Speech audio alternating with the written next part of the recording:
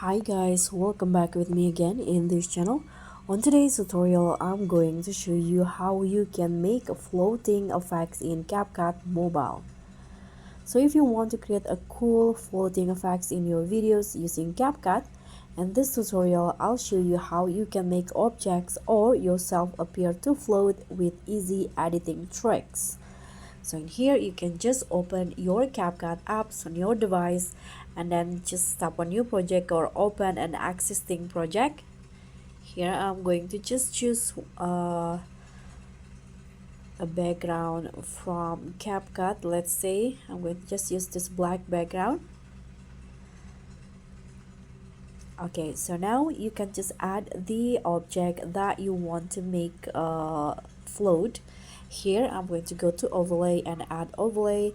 I'm going to make an image float. So here I'm going to find the photo first. Let's say I want to make, let's use this chicken right here. We can click on add. Now let's remove the object first, sorry, the background first. You can just tap on remove background, custom removal. And here I'm going to just brush off the chicken.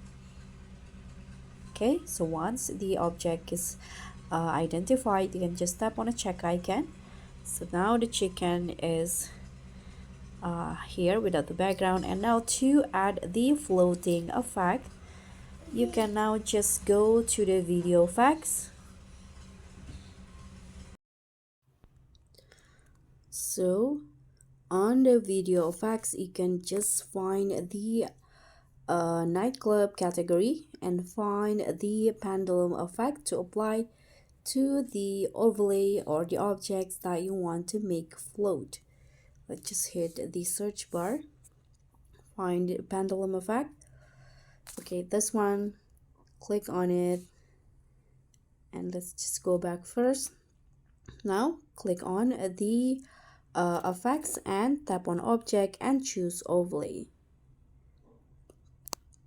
So now the objects will float like this. If you want to, you can adjust the effect to adjust the intensity, the twist, and also the speed. I'm going to go with 50 and lower the sharpness. Click on a check icon again, and this is the result. If you have more than one object, you can just repeat the same steps. So that's pretty much all. That's how you can make floating effect in Capcut Mobile. I hope you enjoyed this video, so please give me a like, leave a comment, and also click on the thanks button below. I'll catch you all on the next tutorials. Bye!